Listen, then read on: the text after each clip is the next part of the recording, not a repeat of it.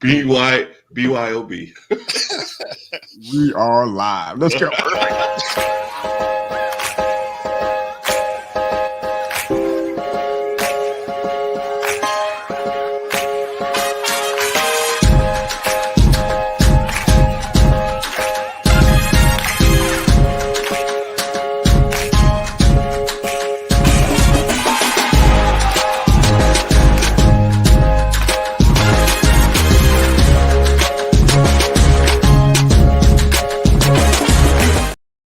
Welcome back to the All-Purpose Pod for an all-purpose life, wherever you are and however you're listening to the Call Me Mr. Vita podcast. Thanks again for making us a part of your morning, your day, and your week with your weekly meal check, baby. Before you change the world, we got Travis in the house, Herb and Raj in the house. Raj is in the comment section somewhere.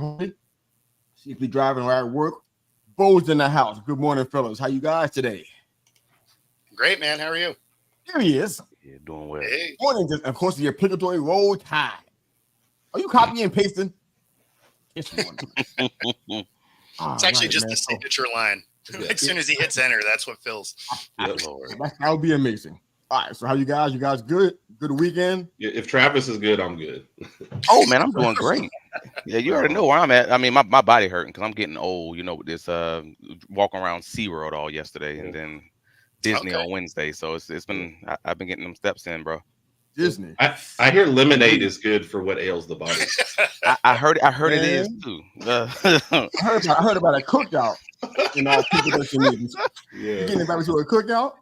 Yeah, to I let drive everybody around Jacksonville every once in a while now, so this ain't no problem now.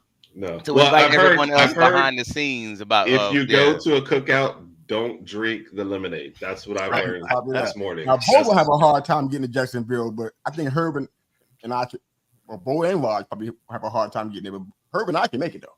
Yeah.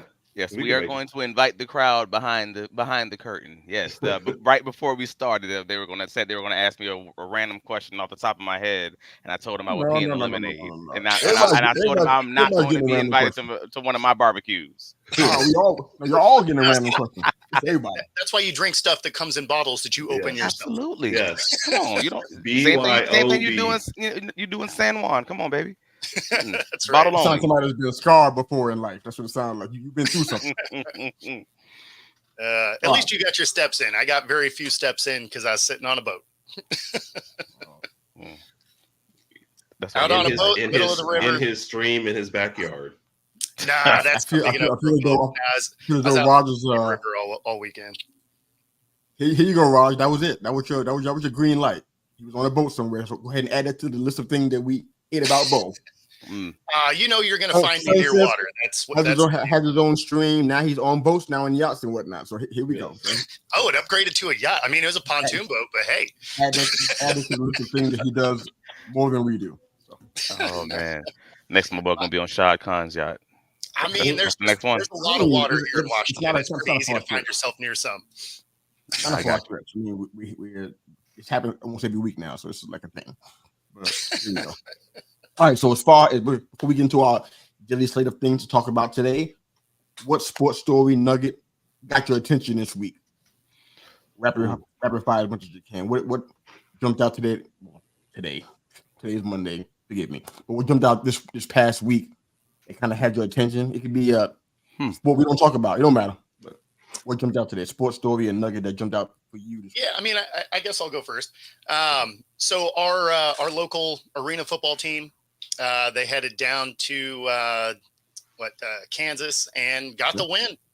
It was a 47-46 victory, and they come back this week for the final game of the season. So finally got my media credentials, so I'll actually be there for that one. So we'll be there for that one, or just you? Am I? I mean, if you get up here, I will find a way to make you my camera guy so that I can justify the extra pass. There, I'm in. Wow. So, is your team going to be in some kind of arena league playoff, or definitely not? Not good. Wow. No, they had a rough inaugural season. They have 2 wins on the year, and hopefully they can stretch it out to 3. But that is not going to be enough to do anything but get ready for next season.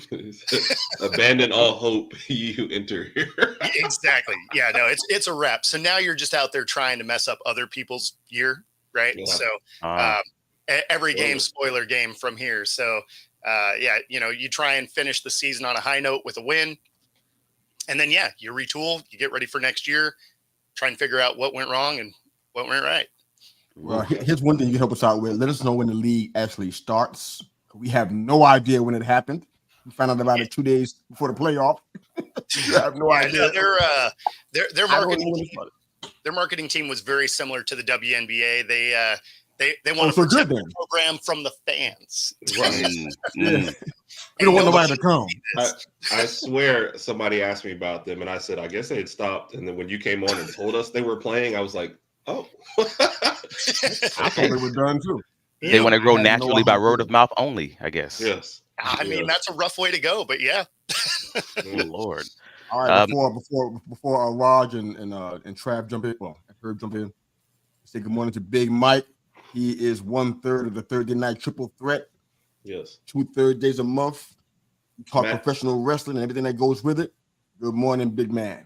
How you doing today? He started going by Magic Mike, by the way. You have to ask him. Magic Mike, yeah, I'm not going to do that part, okay? That part I can't do. That. Okay. Well, so I'm gonna go with one that I probably would. I'm gonna watch one game and never have watched any of the season. But Edmonton forces a game 7 in the Stanley Cup Finals after being down 3-0.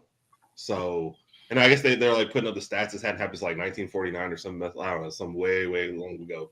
I'll probably watch tonight just to see, a game 7 and a probable game 7, having to win game 6 on the road and doing it. So I'm in for this. So it should be a fun atmosphere tonight. That one burns me, man, because now I feel like, man, so what happened to the Rangers have won and played the Oilers? What would happen? So this is a tough pill for me to swallow, but that is an awesome stat for them to come back and force a game 7. All right, what else we got? I'm sorry, game 5 on the road, not game 6. Sorry. Go. Yeah. It's really crazy when you think of the fact that Canada hasn't won a Stanley Cup in 31 years. And the last time anybody's come back from a 3-0 deficit to win was 84 years ago. Yeah. So, I mean, there's some records that could be broken. So Herb just admitted that the NHL stands for the No Herb League. I assume he means that they're not allowed to. Man, this is usually Roger's job to make comments like this, but now Big Mike decided that he's going to tag team with Raj. Yeah, Mike is president of the Raj fan club, so he coined that last year. So there's no surprise. I've seen that when he comes on the show. I noticed it. Yeah, definite slant going on there, but it's all good. Nothing but love for you. All right, Trav, what you got, bud? So for me, I'm probably going with this whole lawsuit with the NFL Sunday ticket subscribers versus the NFL. They're doing closing arguments sometime this week, and that's been a big thing that's just been on my radar for the last few weeks because it's kind of crazy. If you haven't been paying as much attention to it, it was basically the fact that the NFL has, they allow regular, television networks, public, whatever, the over-the-air television networks to carry the games, but then they also charge a quote-unquote inflated price for a direct ticket, Sunday ticket. And that, it was a lawsuit from 2015 that kind of got originally kicked out of the courts, dismissed originally in 2017, and then the court kind of appealed it, kind of reopened the case, and now it sounds like they're getting closing arguments. It's one of the first cases in as long as I can remember that the NFL actually took it all the way to trial. Like it's not something that they settled or was settled for a few $1 million, something along those lines. And if the NFL wins, then nothing really changes. If the NFL loses, I mean, you are legitimately talking billions with an S of dollars. That's a pretty big number. And the fact that it's actually going all the way and there's been 25 plus depositions in this thing. Hint, NFL owners, NFL people hate depositions. They hate that word because the NFL's finances become public. It's just a little bit. This is deep. This is a little different than we've ever seen. But it's because the NFL is quote unquote, purposefully inflating the price. I mean, capitalism. But it's just the weird little antitrust part of it because, again, you do offer it free, but then you black out certain ways, and then you try to make it so that you can inflate the price of this other thing by using something that should have been free. And it's just a weird little dichotomy that I'm not sure.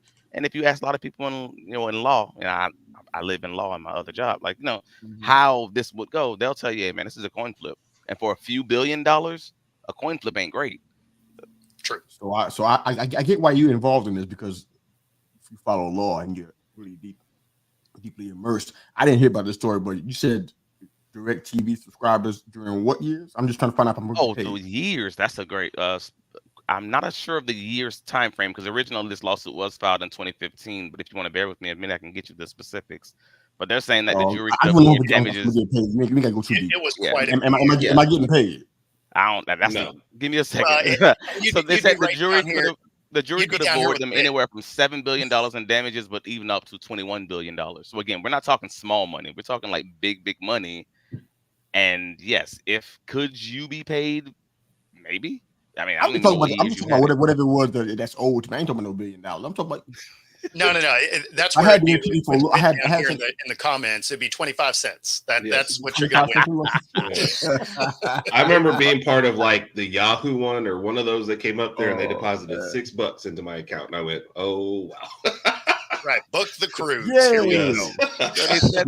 It's a class action because the original court kicked it out because it was an individual lawsuit and told him he needed to refile it as a class action. They didn't file it as a class action in 2017, so it applies to 2.4 million residential subscribers and 48,000 businesses, restaurants and bars that purchase NFL Sunday Ticket from June 2011 to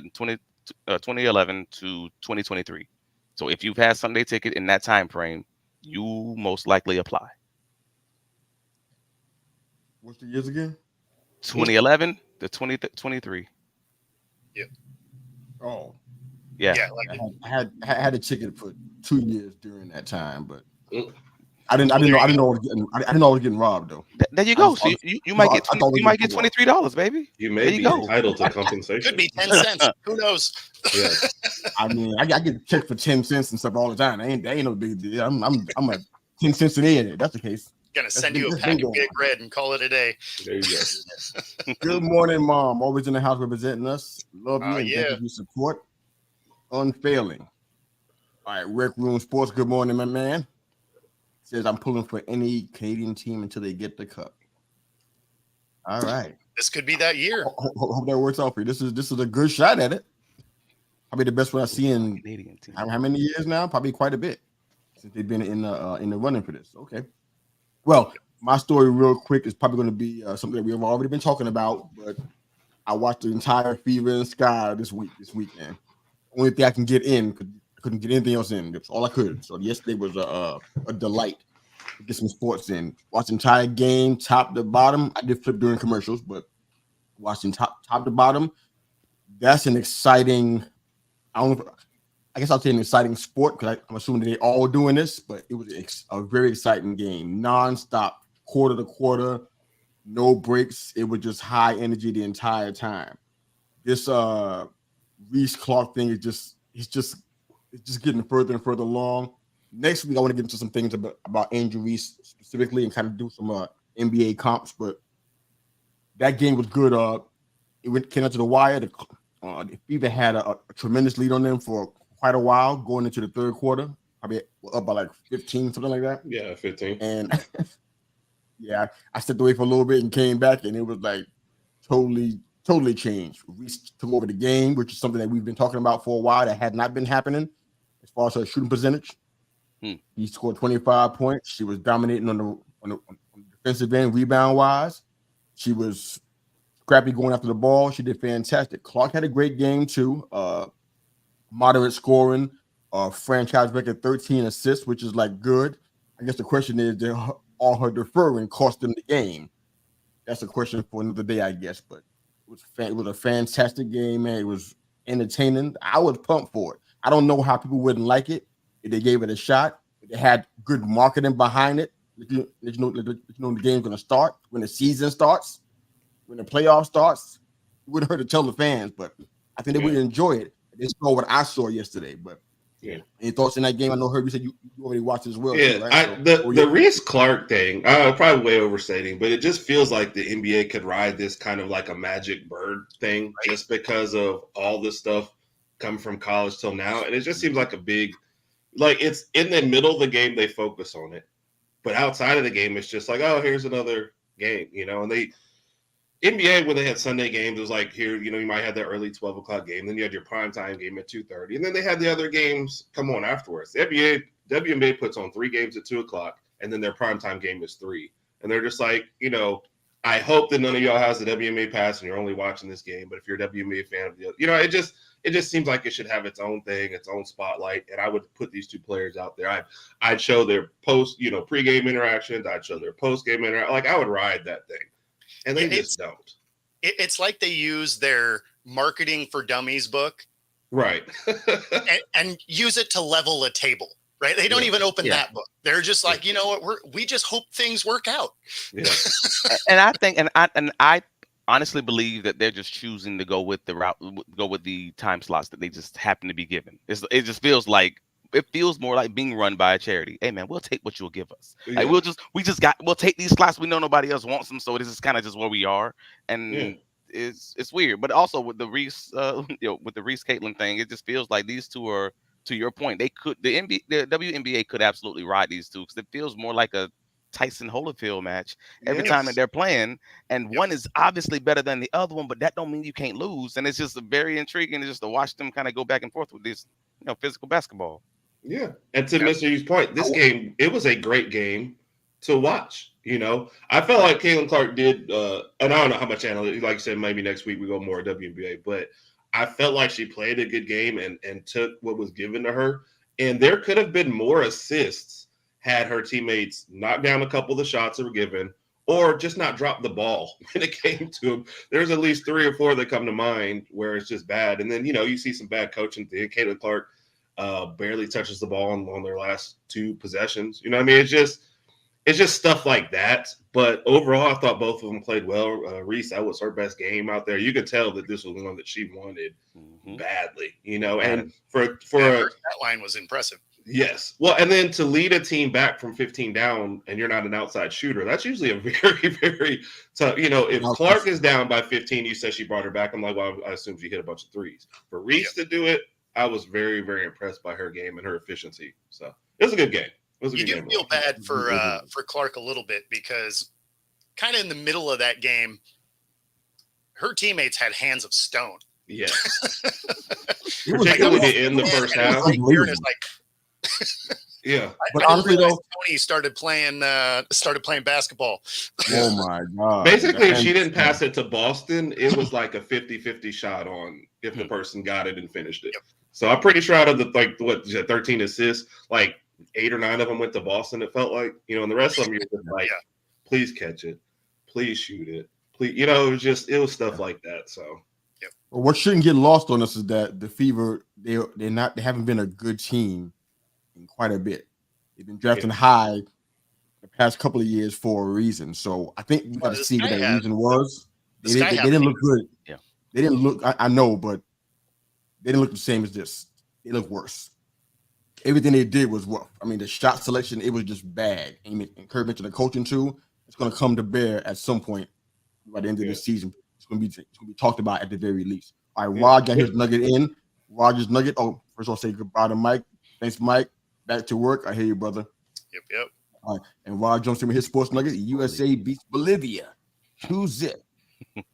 All right. Well, we had to beat this is not. Is this a sports nugget that got your attention this week, Roger? Or are you just pandering right now? Are you saying college football is not sport? Is that what you're saying? Wow. No. Look at this. As a matter of fact, it's so much of a sport. I tried to talk about it last week and got smashed. We got time to talk about college. I'm down for it. I'm here for it. Who smashed you on that? Not on this show. Oh, it was on this show. Anyway, all right. So, question about Tom Brady. I must have missed last week's show. You were there. You saw it. You heard it. All right. So, just kidding, bro. But okay, so Tom Brady. What are you talking about? We were already over time anyway. Of course, we couldn't talk about more things. We had to touch that. We'll talk Trevor Lawrence today. We're gonna make up for it big time. But okay, so Tom Brady had a take on the quarterback situation. It was about a couple of months ago, I think. He seemed to come back into relevance again. But he was talking about how the position at quarterback has been kind of dumbed down. Love to hear your thoughts on that, because my follow-up question to that, if you agree with his assessment, is there a quarterback that's out there that represents what Brady is talking about in regards to the position being dumbed down, or is there somebody who you think represents what the kind of NFL or the quarterback position that he wants to see in today's game? Did that make sense? I'm just waiting for the Kyler Murray strays coming out. I'm not. I don't know how he can be in any playbook in a Madden game. How can he? I'm surprised that his name wouldn't be mentioned in this. He's not even somebody I'm thinking about. You thinking about him in this? Because I don't. If you're dumbing down a playbook, I mean, you're immediately what comes to mind is a guy that doesn't necessarily study. Yeah. It is a Kyler Murray would be one of the quarterbacks in that list of quarterbacks who would catch an immediate stray in this conversation. I have to agree, but it's not a Kyler Murray issue. It's actually a coaching issue that's you're seeing reflected on these quarterbacks. And what I mean is, when we talked about this probably, and this one might have even been a year ago, like one of the first times we met. Sorry, that's on to you. One of the first times we met, it was the conversation about the infusion of college football into the NFL. How they've been using all the college schemes. Like the NFL is now becoming more spread. They've been using all these college schemes in these NFL playbooks. And because of that, you're now getting these less developed quarterbacks from college coming to the NFL. So now they're doing a lot of half-field reads. They're doing a lot of just quick I'm throwing to my first read most of the time. And it's just making it easier on these guys. However, that means you get less developed quarterbacks when you're getting 4, 5, 6 years down the line. These guys aren't coming back to their third and fourth read backside and hitting a 10-yard or a 15-yard comeback. Like, that's rare. That's more rare in these days in the NFL. You're not even controlling much of the protections now. That's falling on the center. So you're just getting these less developed guys. They may play better. They may be better statistically. But if you're talking about these guys actually shouldering the offense, you ain't getting a lot of guys doing that. He might be right. You might have 6 to 8 guys that's legitimately doing that in the NFL these days. I wouldn't know who they are. Because people take off and run before they get to that third read. Yeah. I think that real honestly starts kind of at the high school level and then just kind of trickles, I guess, up from there. You got a guy like that in high school who's faster than everybody. You're like, hey, hit this guy. If you can't do it, take off. Then the guy gets to college and they're like, all right, hit that guy. And if you can't hit that guy, then take off. And then you also have this situation now where the guys in college, with all the movement and everything, they're, you can go 3 years in college and be in 3 different schemes. So you really don't have anything, there's no real development. They're basically like, let me do just enough to make myself look good, coaching wise, offensive coordinators. Let me do enough to make myself look good, scheme up a couple plays that hit some big things. So maybe I can get my next promotion and then you go to the NFL. And by the time you get to the NFL, that guy's not trying to develop. He's like, look, man, I need you ready to go right now. So I think it just starts at that level and just continues to move on and you get what we have right now. So just one part of his comment that I'm really not surprised by that part. I actually wasn't going to quote it. I'm going to go ahead and just quote the whole thing because you just better just quote him right. Okay. But I'll read the whole paragraph. Hold on. It says, I think it's been dumbed down a lot. I think it's just they're taking the quarterback position where you should have been the field general. You should have had a real say on the field and contributed. You always had the last swipe at the pencil. The coaches now are trying to make it more coaching focused and just saying run what I call and get out there and be a robot and then ad lib if the play breaks down. Yeah, I think it's interesting because it's coming from him. That's somebody who we all have felt like during his time with the Patriots, especially when they had their big run, that he was kind of more in control than Belichick. Was kind of the narrative at that time that he a big part of the decision making, plays that were being called, plays that were going to run and that kind of stuff. For him to say that, it feels kind of heavy handed, but I think I get what he's trying to say as far as not. I mean, coaches have to coach. I mean, I don't really know if isn't that what you'd expect from an old head though? Mm-hmm. Yeah, like you know, what I mean is like you talking to old Tom Brady who probably don't even remember what it was like his rookie and his sophomore seasons though. Like you talking to old, Pro Bowl, all pro Tom Brady these days who was like, oh, that's right, I did stink at first. Oh, that's right, I wasn't the greatest at first. I did have that Ben Roethlisberger type system where it's all defense. Yeah. There's a very real difference from when he was a rookie to today, though, because they didn't have the mics in the helmets. So you now have a guy that's in your ear, and you have a guy up in the stands that's reading out coverages to you. So your ability to ad lib changes a little bit because now they can talk to you until there's 15 seconds left on the play clock. Right. So they can be calling those things out for you. So at that point, yeah, they may be like, hey, run what we're calling because we're seeing it from an angle you can't. Whereas when he was starting out, he didn't have all that. So as soon as that play gets called, he's standing there and he's like, he has to diagnose that defense. Now, if it's disguised, I mean, obviously you're still going to have, the ability to change a play, but you now have so much more input than you did then. That has to be earned, though. For him to say it's one thing because if he goes to Belichick, and I've seen him on the sidelines arguing, I can only imagine.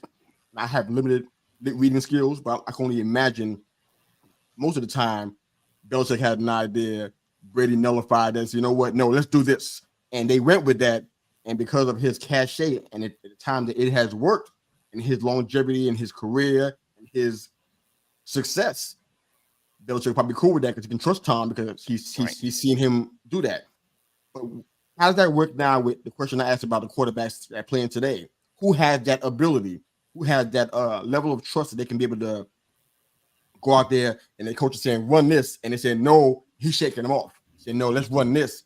And you can trust them. Because right now, could be a Monday morning thing. I'm drawing a blank right now. So what quarterback falls in that category? How many head coaches that are great offensive coordinators, not just the solid ones, not just the ones, the first year coordinators and first year calling plays, like, Brian Callahan, who hasn't called plays since high school. Like, we're talking real solid, who you would consider a top 5 to 10 NFL coordinators that's out there who would trust giving their offense, their baby, that they pretty much probably have confidence is always going to work, over to a rookie, sophomore, even third-year quarterback who hasn't, already won a championship and just took the team on their back.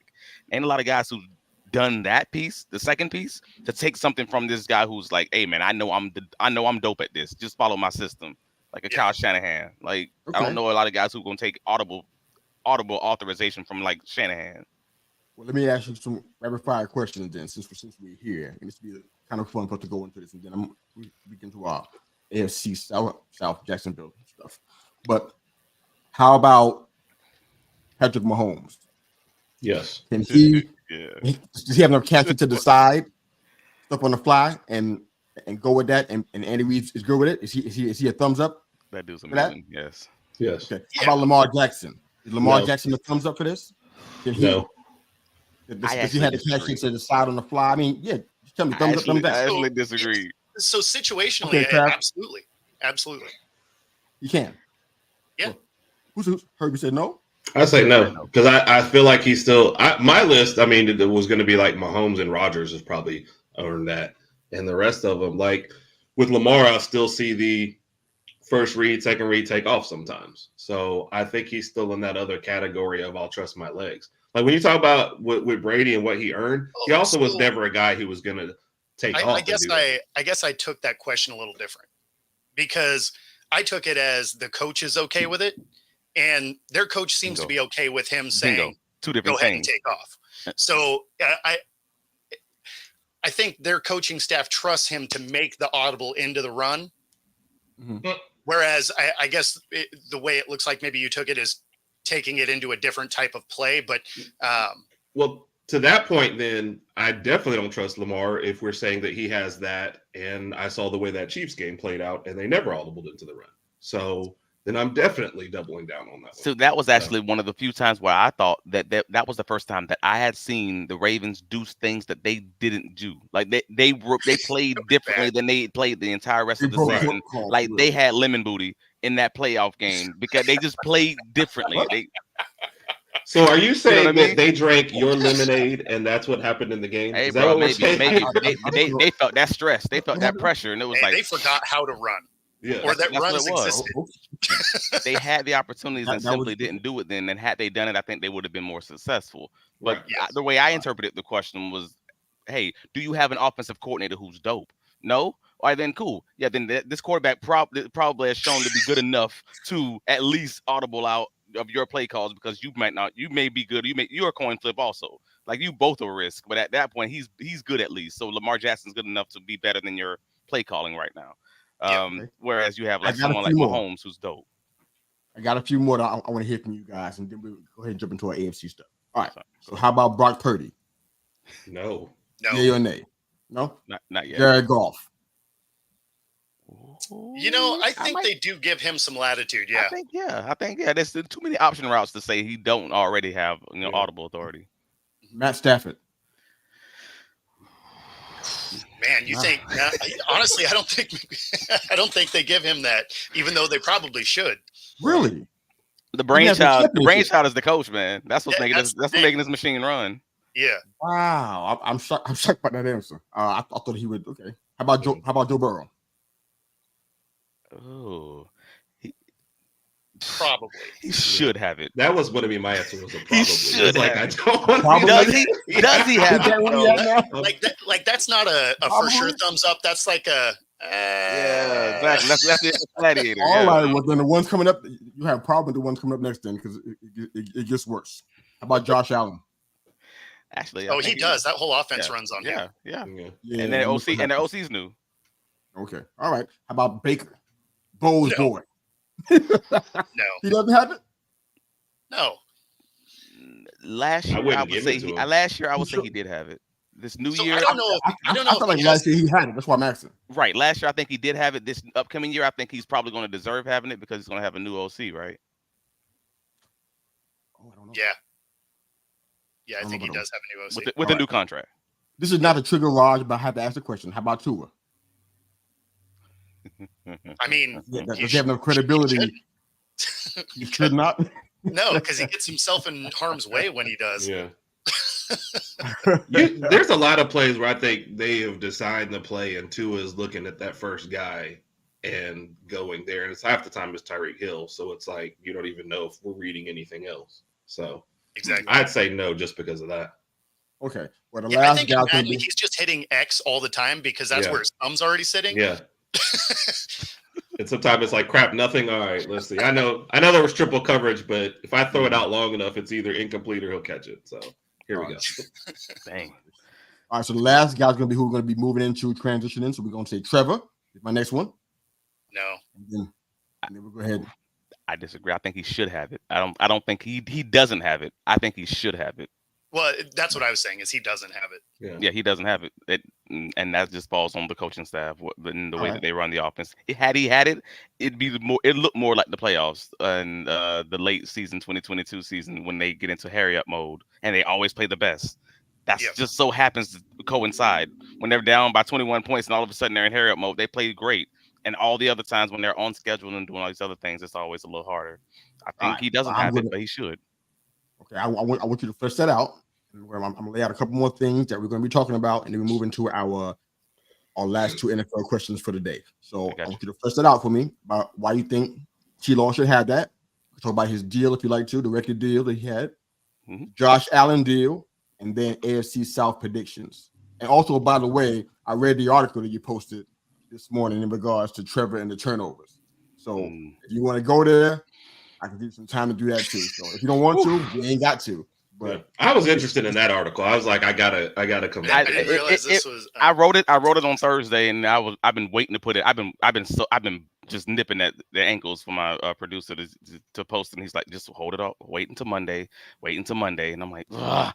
But you write something that you know is worthwhile, it's a true deep dive. You wanted to get out there, and so I'm happy that it's getting the reaction that it's gotten from a few of the people that's already sent me messages this morning. So yeah, it's a great deep dive on Trevor Lawrence and the national conversation surrounding who he is and who he's not with this, a lot of these it was normally driven by the national media guys and these fantasy football guys. But so let's talk to people who actually watch tape and let's find out who he is. But you get to your questions and I'll just answer as we can kind of move along with it. Copy that. All right. So you said that you feel like Trevor Lawrence should have that that cachet to make those decisions on the fly outside of what the coach is suggesting. And most folks said no in this group, but you said yes. Why you say that? Yes. I say that mainly because we've seen the evidence. We've actually seen the book on it. And again, I go back to that 2022 season and even the earlier parts of the 2023 season. Like when they ran on schedule, even in the first half of the 2022 season, they struggled. First 8 games, they struggled. He had 10 turnovers and 10 touchdowns. Like that was the first half of 2022 that people just forget about. And it was only when they would get down 14 points, 21 points, and then happened at 5 different occasions, I believe, in 2022, where they came back from being down double digits and won all the games. It was just like, all right, cool. As soon as we're just running low on time, we don't have a choice but to give you the offense. It worked every time. Like legitimately every time, including the playoff game against the Chargers. So he's shown you if you would feel comfortable, Doug Peterson, Press Taylor, who I know you love your offense. You have your offense from Philadelphia. You've been known as this great play caller. If you feel comfortable giving up the baby to this guy, he might surprise you in the way that he's going to run it. And he did. And then you get right back into 2023, and you kind of go right back into the whole, I'm going to run this offense this stagnant way without motion, without as much trips and all these things that if you read The Athletic, a lot of football people, a lot of quarterback people who are out there have done deep dives talking about this, the way that the Jaguars ran their offense in 2023. Like they all said it was kind of stagnant. They needed to do better, more like the Miami Dolphins when they use these motions and try to stress these defenses and things like that. They just don't do it. They're just old school in that way. Trevor's shown you he can do it. If you feel comfortable giving it to him, just give it to him more often. Again, if he's pretty good at doing this and he's showing you the resume, he's a comeback king. If you get him down by a lot, then maybe do it more often. Cool. Okay, so that's most of this is predictive, and we understand that part. So in the back of your mind, just want to be transparent with us. Do you feel like this coaching setup has longevity in it, or do you feel like something has to change at some point in time soon for him to go where he needs to go as a quarterback and the team to go where he needs to go? Ooh, that's a tough question because unfortunately the GM, the coaching staff and the GM are in lockstep and they're basically handcuffed together. So as far as the contracts for the GM and for the head coach, they're, they expire at the same time. Had Doug Peterson come in with a different GM, this might be a different conversation. But because Doug Peterson is with the GM that he is with, that's a true question mark. Because my biggest issue with Trevor Lawrence is not about Trevor Lawrence at all. My biggest issue with Trevor Lawrence, my biggest issue surrounding Trevor Lawrence is the surrounding talent, and that's a GM building. That's a roster building problem. Like his quote unquote NFL leading turnover issue. If you're looking at the tape, there's a legitimate argument to be made that more than half of his interceptions are from just lackluster talent. Tip balls coming off of his ball hitting his running back in the face mask and going 3 yards upfield and going into a defender's hands. Like it's a comedy of errors. If you look just in 2023 and his interceptions, literally 4 of his 14 interceptions were his fault. And the rest of them is just like, what just happened?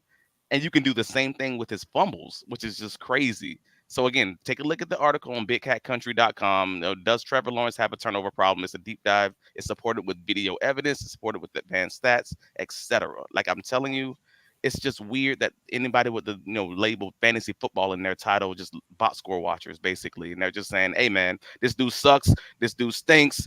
I mean, dude, does Urban Meyer exist? Like, do we forget that 1/3 of his career right now was just the guy kicking the kicker out in the field? In the beach, in the bars in Ohio, didn't even ride back with the team. Like all of this stuff, that's 1/3 of his stats. Come on, man. Like have common sense. That's all. Whatever quarterbacks, and this is something that's close to home for me, but when quarterbacks are discussed about having issues with turnovers and fumbles and whatnot, sometimes, and not every time, but sometimes you point to the O-line as the reason why that might have happened. It could be confusion up there. It could be a lack of protection, things of that nature. In this particular case, because the Jaguars spent, I forgot the number. We talked about it on this show for sure. It's in the archive somewhere. how much money they spent on the O-line. It was a big smash. Like, oh, wow, they got so-and-so, they got so-and-so. It was big money. How do you feel about that relative to the turnover issues that you're talking about? Yeah, and PFF at the end of the season ranked their O-line as 31st in the league. So that should tell you. So again, this is a roster building issue. It's not to say that they haven't tried. I will give Trent Baalke and Shad Khan credit. They spend money. They do. They will put the resources behind it. So Shad, good job in being willing to put your check where your mouth is. But the people you have in charge of writing these checks, I mean, they getting scammed by these Bitcoin artists. Like, I don't know what to tell you. Like, they are. It's the choices that are being made aren't always necessarily the best as far as roster building. So the interior of the O-line specifically has been the biggest issue. The center and Luke Fortner, who was been bad for 2 years. He was literally a bottom 3 center in the NFL for the last 2 years, and they didn't bring anybody in going into the 2023 season, and he got worse. He ended up being 33rd. There's 32 teams. Like, he was worse than even a backup center or a secondary center on someone else's team, basically. And well, now they brought in Mitch Morris, so that's great. That's potentially going to be an upgrade for Trevor. He finally might have a legitimate center in his first time in his career. Internal pressure is the worst thing for a quarterback, so that's awesome. We still got questions at the guard spot necessary. At the same time, they have Ezra Cleveland. They gave him a big contract this offseason. We don't know what that's going to shape out to be, but we'll see, I guess. He was from Minnesota, I believe Dalton Risner ended up taking his position in Minnesota, so they ended up trading him last offseason, last trade deadline, I should say. But he didn't play as well last season because he had injury. So that's a coin flip. I don't know how that's going to go. So hopefully Trevor may have less interior pressure, but I mean, hell, he might. It might be equally rough, just with a slightly better center. I have no idea how that's going to go. I hope it's Bell. But so they're spending money. To your point, they're spending money. Yeah. But does it matter if you still have a rough line? Great. I mean, may as well save that money and just roll up shocked. It looks like Christian Kirk is like the number one highest paid wide receiver. I remember him from other places. I'm like, he's not highest paid. I think that man might be like 18th in the league or something right now. His cap hit is the highest. It's like $24 million. It's more than wait. You can't blame him for cap hits. Cap hits is structure. That's on the GM. But somebody gave him the money, though. Yeah. Somebody gave him the money. Right. My question is, why did you do it? But that's saying, hey, man, I'm paying you $1 this year, but because it's counting as $30 million on my cap, I blame you. No. I didn't do it. That's my accountant. Like, you got to talk to Trent Baalke on that. My accountant. I'm just saying people who paid him decided to pay him. I'm not putting it on Christian Kirk. I saw him play. His average per year I think it's like 18th or something like that in the league. Like, it's not bad at all. Everybody went crazy talking about it at the time, and then they were like, "Oh, that looks like a discount now," and it is a discount if you look at what he's giving them. Right. The market says what it says. That the cost of a house is the cost of a house. I might not want to pay $1 million for a house to live in LA, but you know what? If that's what it costs, that's what it costs. What was your thoughts on Lawrence's deal? My Twitter page has a lot of stuff going on it regarding that at the time. I didn't really have much of an opinion. People try to make me feel something, but I love to hear your thoughts on what you thought about the deal. I know 5 years, folks love to feign outrage, bro. Folks love to pretend to be mad about stuff that they forgot about the next week. Like then they mad about this Trevor Lawrence deal because it says the same number, $55 million that Joe Burrow's deal said, and they're like, well, he's not Joe Burrow. I mean, Joe Burrow ain't playing great either. But and not to mention Joe Burrow had Jamar Chase and T. Higgins. I can legit make the argument that none of the Jaguars wide receivers come to the level of T. Higgins, or at least you might say Christian Kirk, T. Higgins might be a good comparison, but that's their second receiver. I'm not saying that. I'm saying even if someone wanted to make that argument, that's kind of my point. One guy is throwing to these two guys, and one guy was throwing to Laquan Treadwell at one point. Like what are we doing here? What are we talking about? Burrow's only available half of the time. Yeah, so like, what are we talking about? And then if we're talking about actual like percentage of the salary cap, when Joe Burrow signed his deal, it was 24% of the salary cap. We forget inflation burst. Like, inflation is a real thing. The price of bread in 2000, in 2002 ain't the price of bread today, baby. Like, you know what I mean? Like the price of. Are we making the case that Trevor Lawrence is worth it, or are we making the case that Joe Burrow isn't? We're making the case that the money, the solid number is what it is, but the money ain't the same as what it was. So his 55 million and Trevor Lawrence's 55 million ain't even the same, because his 55 million was 24% of the salary cap, whereas Trevor Lawrence's was 21%. Like, so he's actually taking a discount, and his guaranteed money is significant lower. I just didn't hear the word discount. My everything just cut out. I didn't hear the $55 million discount. $55 million discount. Yeah, Where do I get that? I need those kind of discounts. So I'd assume you feel good about the Josh Allen deal too. Then the Josh Allen deal was a weird one, man. That was so weird because he's such a good pass rusher, but he's also had his own injury issue in his second year. He's also had the issues with the inconsistency. Like, he's normally been around that 7-sack guy outside of that rookie season, and then he just explodes in the one season he happens to play against a lot of backup quarterbacks, a lot of rougher, quarterbacks in the AFC South. I'm just calling a spade, and then he's one of the top pass rushers in the league. I believe it was top 5 in sacks. I'm sorry, I don't have it in front of me, but somewhere in that range, basically. But then to have the contract that he ended up signing was weird, because it had a pretty good amount of incentives in it, for, hey, if you hit this number of sacks, if you hit this number of All Pros, number of Pro Bowls, that you don't see in a lot of the big guys, when the big pass rushers. That's not something that's normally in there. So that's probably why they had to end up franchise tagging him, because they can't come to agreement on, who are you? Are you this guy that just exploded in this last season, or are you the guy that we've seen for these other 3 seasons? Second this past year. Pass for second. Like, it's even better than I thought it was. Lord. All right. Yeah. So, like, which one are you? And there were some original rumors that Trent Baalke, who didn't draft Josh Allen, was not a believer that he was a number 1 guy, thinking that he was just a really solid number 2 guy. And if that was true, well, then the dude explodes this offseason, and now you got to pay him. That's going to lead to some rough negotiations. So it was a good deal for the team, but there's still questions, man. He's going to have to do it again, and hopefully again and again and again. So last question on this, the AFC South predictions. Now, you want to be a homer? Go ahead and be a homer, baby. This is a safe space. Bro, you already know I am not a homer, but this is a weird thing to have to ask me, because it's going to come across homerific, if you know what I mean. It's going to come across a little bit. Do it anyhow. As a little biased, but sight unseen, since we haven't seen what the change is going to look like in Tennessee with a new, whole new staff. We haven't seen anything as far as the Texans. Like, we've added guys, but they have a significantly harder schedule. They went from a bottom 4 strength of schedule in last year to a top 5 strength of schedule this year, but they've also gotten better. How is that going to land, especially when people actually have tape of them and have all offseason to hear? You also had CJ running his mouth the whole time. I was time. just about to say it. And they also have their quarterback who just can't shut up. He's in all the barbershops. He's in all the clubs talking about how he was so much better than everybody else. That's probably not great. So, yeah, sight unseen, I'm probably going. Oof, it's gonna be a close one. It's gonna be a dogfight of division. It really will be. I think I do believe the Jaguars are going to end up winning this division, though. I think it might be a game, it might be a half game, but I do believe the Jaguars actually will win this division. And I promise it's not a homer take. I tried my best not to say what I'm saying right now. I really did, but nah, man, I do believe the Texans will take a step back, and I believe just based on that, 9-8, 10-win season probably is going to win the division. I think that's got a couple of times, Reese. Now, I wonder what people are thinking that. Herb and Bo, what do you guys think about the prediction? AFC South. Who do you like there? Yeah, I mean, I think the win total is right. I think I think the Texans probably get you done there just because of the weapons that they have.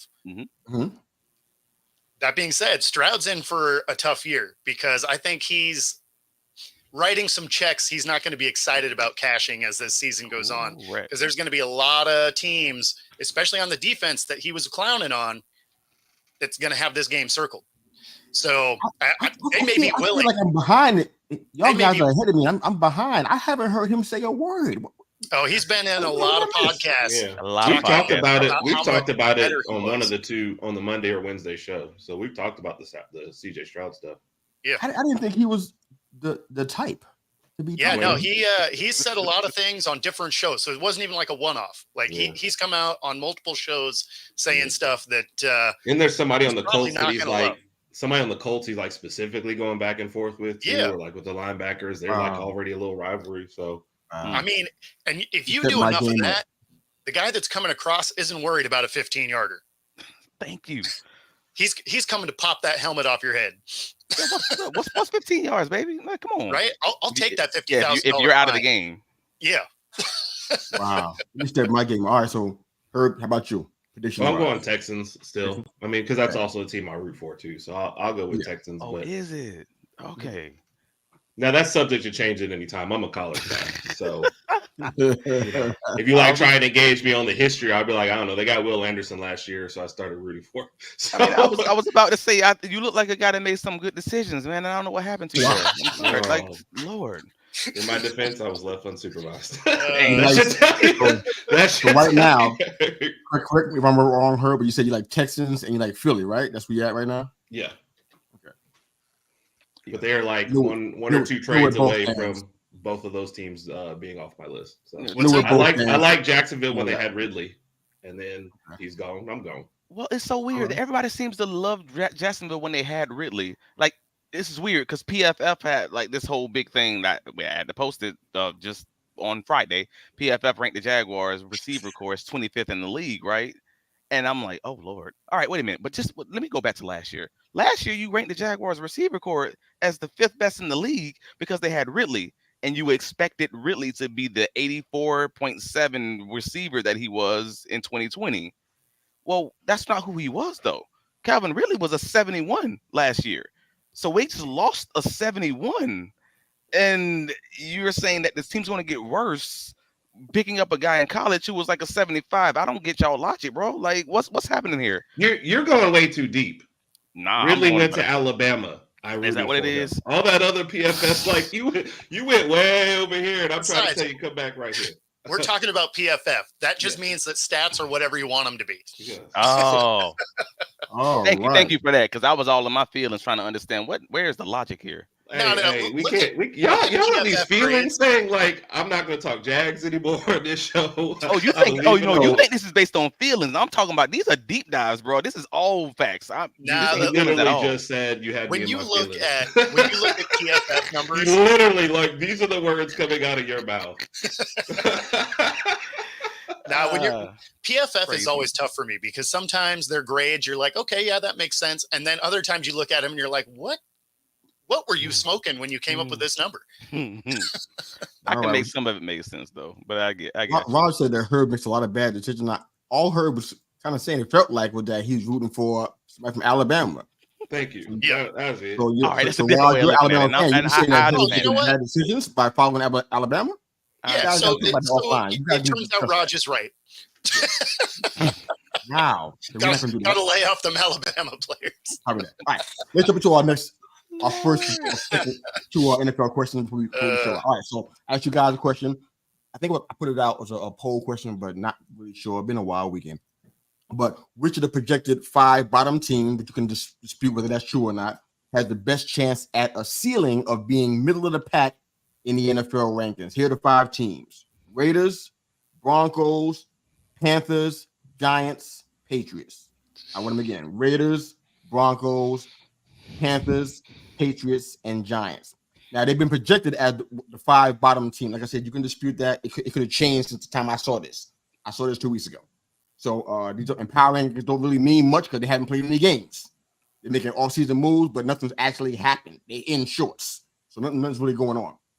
But this is just a fun question. Which of these 5 teams have the best chance at a ceiling of being at least average? Somewhere in the 14, 15, 16 rank realm in the middle of the pack of the league. The Raiders, the Broncos, the Panthers, the Giants, or the Patriots. A ceiling of middle of the road? Probably the Raiders. Why? Being the highest they can get is middle of the road? Yeah. I mean, when you look at their roster, they have a lot of holes. I don't believe in their quarterback room, but at the same time, they have a good enough team. They have some elements on defense that could propel them to some wins. So, I mean, they could be a middle of the road team at best. I mean, they're going to have a hard time just getting through their division. So being an elite team really isn't on the table for them. So, yeah, I mean, they're going to – middle of the road is probably about as good as they can be. Okay, now out of this list of 5, I said the best chance at having that middle of the pack ranking, and you think the Raiders out of all other teams have the best chance to be the best of these 5 teams is basically what we're asking. Yeah, you got a Giants team that is minutes away from a rebuild. You are looking at a Broncos team that has been a dumpster fire thus far, so it doesn't inspire confidence. The Panthers are going to be terrible again. And then the Patriots are also in a tough division that, again, I just don't trust what they have. They have more holes than the Raiders do, so I give the Raiders the nod here. Okay, anybody else? You want to go? Oh no, I've already made one person upset this morning. I'm gonna try and ride the last 5 minutes out till. That's totally fine. Let's keep going, man. What you got, Herb? Okay, that's fine, and I'll save my Giant slander for the next question. But yes, it is none an option. Exactly. If none's not an option, yeah. I'm sure it is. I mean, they can all not be middle of the pack. It can potentially happen. None is my and they say they all think that anyway.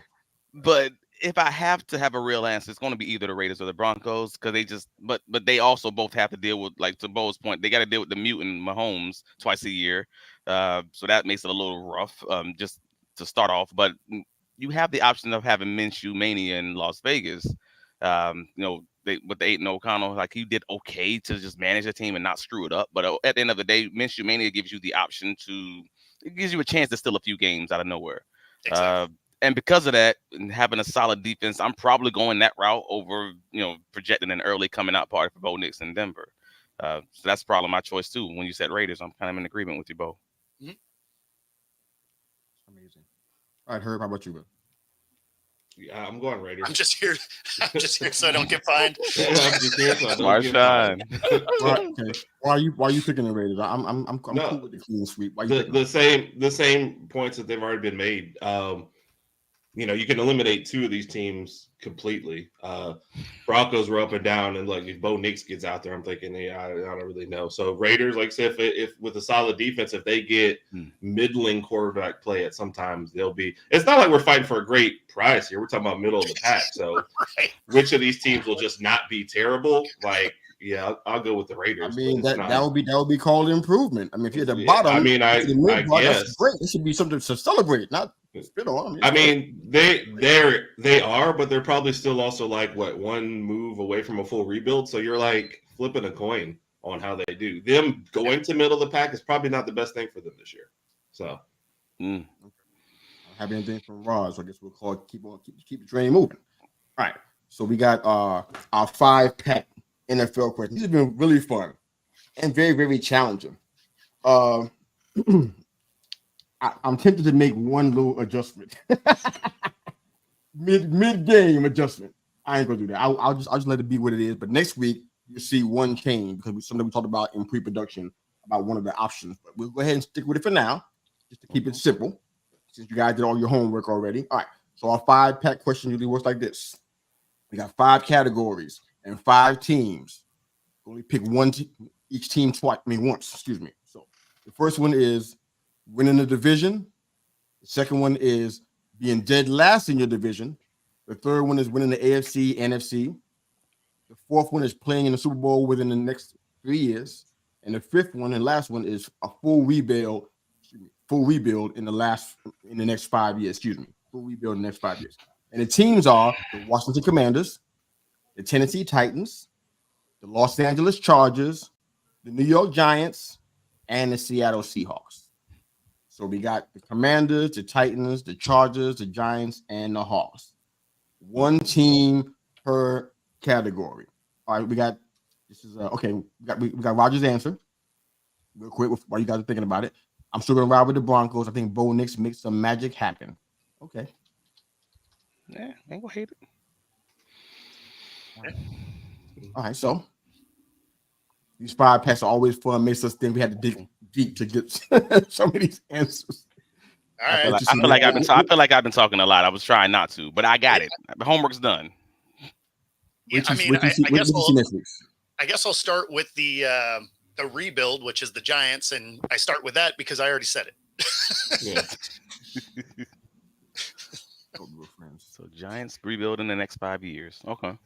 Yeah, well, only because they're already on that path. So I'm going to go with the Giants on the rebuild. I'll go with the Titans are dead last. I'm going to go with the Commanders win their division because this is over the next 3 years. So in theory, we'll hope to see something. And again, obviously, some of these categories may never get achieved. But the Chargers, I think we could see in a Super Bowl. They have a lot of elements. Now they have a coach. And, of course, they have their franchise guy. And then I could see the Seahawks in a championship game, as this division starts to fall apart. I'm with you on at least 2 of the 3, man. That's good. Yeah. Okay. The easiest one to me was like the Super Bowl Chargers, just because of the quarterback situation and the new coach and identity. Out of the 5, that was the first one I did. And then the rest of them took me like hours.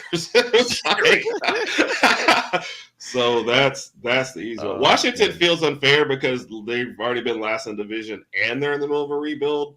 But I still gave them just the last in division just to slot them into something. Just I was like, I had to give one of those 2. Okay. And then I guess since I'm going to make half the panel mad already, I put the Giants in the rebuild just because I don't think they figured out the quarterback situation, and I don't think they want anybody who's coming up next year. So I could see them going rebuild. Oh. And then it was just like kind of a flip a coin. Seahawks win the division, and the Titans in the AFC, but you can flip flop those because I do like the points.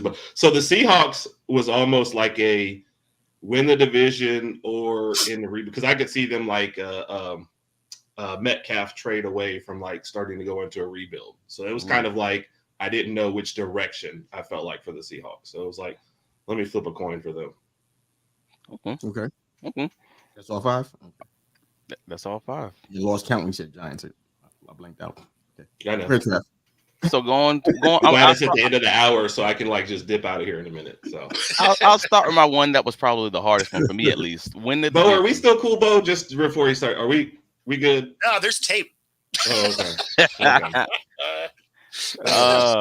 You got game film on you. You're gonna circle on that matchup on the calendar. Okay. So the hardest one for me was probably just winning the division, because I was stuck between the Commanders or the Seahawks. And I shouldn't be stuck because the Seahawks are obviously in the division with the 49ers. Like that's a very difficult thing, but at the same time they still were 9-8 in a down year last year. Like that's a close one, but I'm probably going to give the edge to the Washington because they have the easier route between the 2 of them at least. And do I really believe in them in that way? Nah. But that's the easiest decision in my opinion, at least here between all of these. Like I have questions at the quarterback and I have questions on defense for Washington, but they do have the right guys at the skill positions to potentially be able to score early. So I kind of had to give them the edge there. To be dead last in the division, I think it might be a clean sweep at this point. No, it's not, because I think Rod said it's going to be a rebuild. I put the Giants. I actually believe in their coach, but Daniel Jones is an anchor dragging down that whole team. And I don't know if it's going to be a 3-year rebuild. I think it's going to be a 1-year rebuild. Like, I think at this point we're already in it. And it was just slowly realizing that the ship is sinking. Winning the There's AFC. A hole in the side. They got a little kid bucket. Yeah. It's not hitting an iceberg. It's more of just one of those, somebody's actually sabotaging the ship. But it's going down. Then we got the AFC NFC championship. I'm going with the Seahawks, but it wouldn't be as a division champion, more like a wild card team. I feel like they're scrappy enough bunch to do something like that. Just getting in there and just kind of finding a way to win it. Playing in the Super Bowl. Now I think that might be a clean sweep, but I think we all chose the Chargers. And you got the quarterback, you got the coach. I mean, I believe that you have the coach. Yeah, and you're probably going to lean on the offensive line, build that up. We actually maybe give him a running game. Yeah, I think that's a solid situation to talk about running the Super Bowl out of this group. And full rebuild in the last 5 years, I'm going Titans. I know everybody else is really high on this receiver core because they're so good. They're so old. That's what everybody's missing. Like this is a good receiver crew. The Titans are set up for a rebuild right now, and nobody's even paying attention to it. They have one of the oldest receiving cores in the NFL with easy outs over the next 1 to 2 years, and literally all the contracts. Yeah, the rebuild should have started like 2 years ago. I've said that a lot about the Titans. Yeah, so like it's a new GM. I mean, the reason they fired the coach was because the coach and the GM didn't agree on what the future of the team should be, and now he's slowly pushing some of the older guys out while trying to get new guys in. This is a rebuild that nobody's calling a rebuild, and they're just trying to verify if the quarterback's good. Right. Well, I think that was my problem with them on the rebuild is they couldn't make a decision. And it was like, you guys are clearly have the pieces. You should have gotten rid of Derrick Henry, get anything, and start the rebuild. And they were just like, let's just ride this to the. Oh, we're at the end. Oh, crap. Yep. And that's why I didn't have them as a rebuild in the future because they're already in it. They're in it now. Because this is over the next 1 to 3 years, right? Is how I read this question. Right. So it's not like they're going to double rebuild, right? They're already rebuilding. So that's why I have them as dead last. So maybe I talk to too many Titans fans. That's my problem. They don't believe they're in the rebuild because of the great receiver core. Yeah, I mean, Giants in the rebuild too. I mean, I don't know if you can see that. We were in it too. I didn't know that. See, I didn't know that piece. I didn't know if I consider it one. I mean, after the season that we had, that was the so-called good one, that we probably shouldn't have had, 2022. We're in a rebuild. What do you call it when you give away your best wide running back and a whole bunch of other stuff? You're doing that. You rebuilding. Whether you say it or not. At least they're attempting it. The Titans weren't even attempting it. They just kind of ended up in it. And, they just ripped it all down, and it's like a forced rebuild. And next year is going to be the real start to the Giants rebuild when you get off of Daniel Jones' contract. Like that'll be the true start to that rebuild. Whereas the Titans are like, that's where you walked in a room and you're like, oh, I guess I'm in a rebuild. Yeah. Like, I didn't mean to be, but turns out this house isn't built. So, all right, well, this was fun. I'm gonna primal scream after we get off air. But beside that, man, thanks for coming in, guys. It's been awesome. You guys got a few things to do, other shows, other things to go on, but great show. This was really fun. You guys have been following. If you haven't been following Travis Holmes on X or on Twitter, check out BigCatCountry.com. His article is out there. It's really good. It's about Trevor Lawrence and the turnover problem controversy, if you will, the problem, quote unquote. There's some good work out there that Bo has with Football Talk with Bo and the Coach to Coach Sports, which is coming up pretty soon on Roku shortly. And Herman Rogers Podcast, which you can find them every Tuesday evening, 8 p.m. CST. They're rocking college football. They're experts at that. They talk other stuff as well, but just enjoy that for the college football content and more just for the entertainment value. It's really fun stuff. So thanks for coming in, guys. Really appreciate it. We're signing out, man. So enjoy the music. Coach out, guys.